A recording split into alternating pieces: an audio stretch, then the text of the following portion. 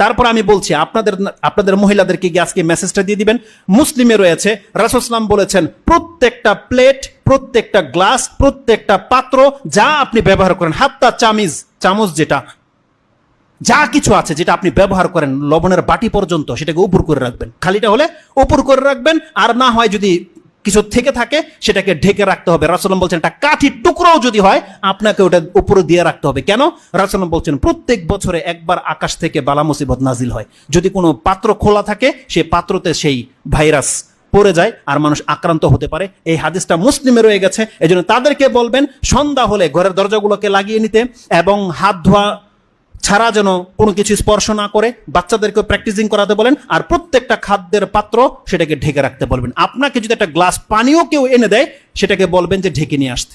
এটা রাসূল সাল্লামের সুন্নাহ এবং বলেছে এ থেকে আপনি ইফেক্টেড থেকে বেঁচে যেতে পারবেন। রাসূল সাল্লাম বলছেন তুমি যখন ওযু করবে তুমি বেশি করে পানি টেনে খুব জোরে নাক ঝাড়ো।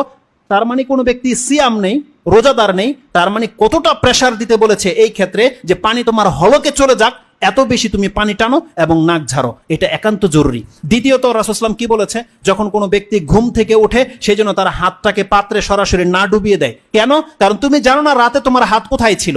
তার মানে আমাদেরকে কি না জানানো হয়েছে আপনি বলেন। এইভাবে বহু কিছু দিক নির্দেশনা রয়েছে। যেহেতু সময় চলে গেছে, কিন্তু আমার খুব একান্ত ইচ্ছা ছিল যে কিছু গুরুত্বপূর্ণ কথা থেকেই গেল, এটা হয়তো যদি কোনো ব্যক্তি প্রশ্নের মাধ্যমে জানতে চায় সেটা বলে দেব, অথবা আজকের বিষয়টা ইনশাআল্লাহ বাসায় যদি আমি পারি রেকর্ড করে আমি নেটে দিয়ে দিব, যাদের প্রয়োজন দেখে নিতে পারবেন। আল্লাহ যেন আমাদেরকে বোঝার এবং সে অনুযায়ী আমল করার তৌফিক দান করে, এবং এই সমস্ত বিভ্রান্তিকর বিষয় থেকে আল্লাহ যেন আমাদেরকে বাঁচার তৌফিক দান করে, আমাদেরকে যেন আল্লাহ সুবহানাহু ওয়া তাআলা দ্রুত তওবা করে তার মুখী হওয়ার তৌফিক দান করে, এবং যেই কোনো মুসিবত আমাদের জীবনে আসুক না কেন আল্লাহ যেন আমাদের জন্য তাতে কল্যাণী রাখে, আমাদেরকে যেন আল্লাহ কাফেরদের মতো বিচার না করে, আমাদেরকে যেন আল্লাহ সুবহানাহু ওয়া তাআলা পাপ মুক্ত করে এবং আমাদেরকে যেন পরকালমুখী হওয়ার তৌফিক দান করে।